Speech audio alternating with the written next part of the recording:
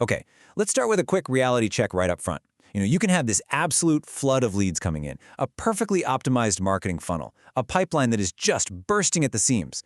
But if those leads fail to actually convert, well, all of that effort means absolutely nothing for your bottom line. Welcome to this explainer. Today, we're going to radically transform how you look at your entire sales process, shifting you from just being a lead collector to a real deal closer. And I want to explicitly mention right off the bat that every single strategy, tactic, and framework we're going to explore in this explainer today is derived directly from the brilliant insights found in Chantal Girardi's blog and masterclass. 0%. Ouch, right? It's painful to look at, but it's the absolute truth. You could literally have 1,000 leads knocking on your door this very month, but if your conversion rate sits exactly here at 0%, well, your revenue is exactly $0. Marketing is great for generating the interest, sure, but sales, the actual human conversations you're having, that's what turns that interest into a viable, breathing business. Okay, let's dive into this. Here is our playbook. We're going to hit 1, the sales reality check. 2, building rapport and safety. 3, flexing to disc profiles. 4, uncovering pain and pleasure. And finally, 5, handling objections and closing. By the end of this, you're going to see sales not as some high-pressure pitch, but as an act of structured service. All right, section 1, the sales reality check, oxygen for your business. Look, sales are the absolute oxygen of any business. Without them, you simply can't survive. But here is the most exciting part about really mastering the mechanics of conversion. You don't necessarily even need more leads. If you can just increase your conversion rate from an average 10% up to 30%, you effectively triple your business without spending a single extra cent on your marketing budget. But to get there, you really have to completely reframe how you handle rejection. A no is not a personal attack. It's simply a data point. Think about it. If you bring in 20 leads a month and you're converting at 10%, you have to sit there and endure exactly 18 no's just to hear 2 yeses. If you aren't hearing no, honestly, it just means you aren't asking for the business enough. It's a volume game, but it's played with a really high skill edge. Moving to section 2, building rapport and safety, the psychology of connection. You see, the very first objective of any discovery call isn't to pitch your product right away.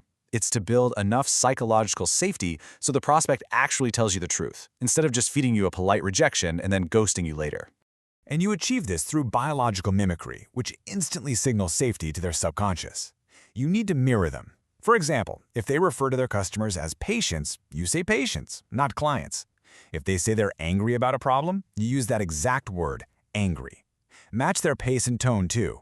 If they speak softly and slowly, lower your volume and consciously slow your own heart rate down.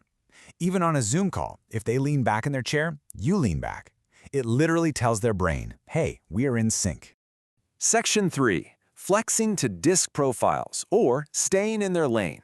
Now, to guide us through this next major paradigm shift in human decision-making, we are once again turning straight to the insights from Chantal Girardi's masterclass and blog.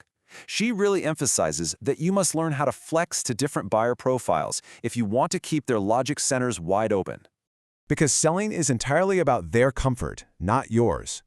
You need to identify their style within the first 2 minutes of the conversation and then stay right in their lane. If they are a D or direct profile, they just want the bottom line, so be blunt and fast. If they're an I or influencing, they love to tell stories, so be warm and visionary. If they're an S or steady, they need time. Be calm and really focus on support. And if they're C or compliant, they want the facts, so give them precise data. And this brilliantly illustrates what happens when you get it wrong.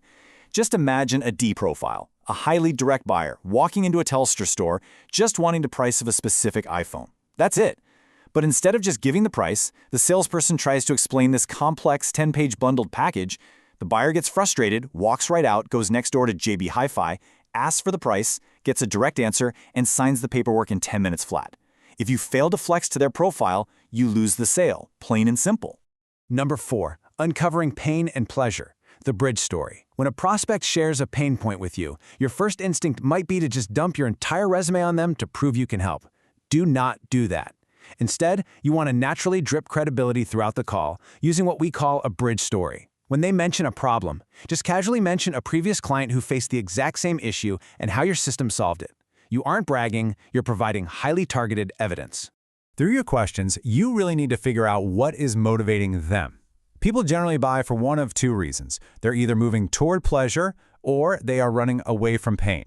The pleasure buyers focus entirely on the vision, what their business looks like in 12 months or finally taking weekends off. The pain buyers focus on the fire, the heavy financial costs of their current chaos, or maybe reputation risk. And here is a wild mathematical reality. 60% of people sit in that away from pain category. You have to keep them in that emotion to show just how much they need your solution.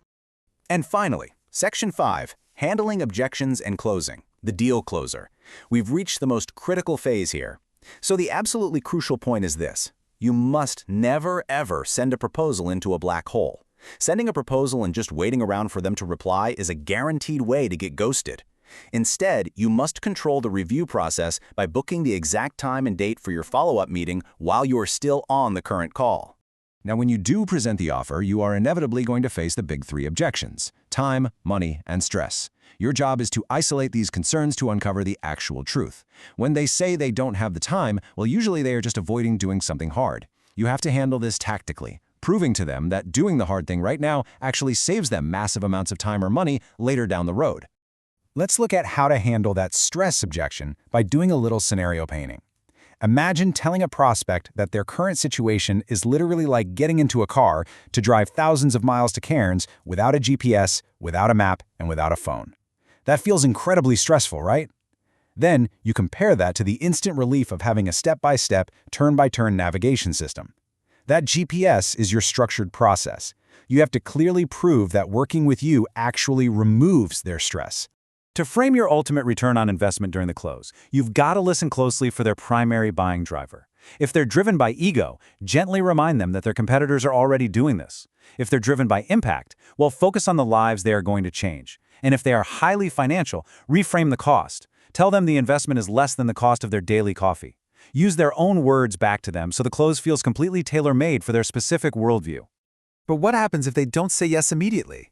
Well, a single follow-up is never enough. You need to be actively tracking your leads into CRM or a spreadsheet so literally nobody falls through the cracks. You should be executing an airtight follow-up rhythm crossing multiple channels: emails, texts, sending a relevant blog, maybe a podcast asset. Think about this pest control owner who is struggling to convert leads. She finally landed a massive client simply by sending one extra text message 3 days after the initial call. Until they explicitly tell you no, you just keep showing up with value. And that brings us to our final takeaway, courtesy of Chantal Girardi's blog and masterclass, which has been the sole source of all our insights in the Explainer today. Sales is a service. If you have the solution, it is your duty to be skilled enough to help them say yes. It just completely shifts the pressure, doesn't it? So I'm going to leave you with this one provocative question to think about. If your product or service truly helps people, are you doing everything in your power and mastering every single skill necessary to fulfill your duty to serve them?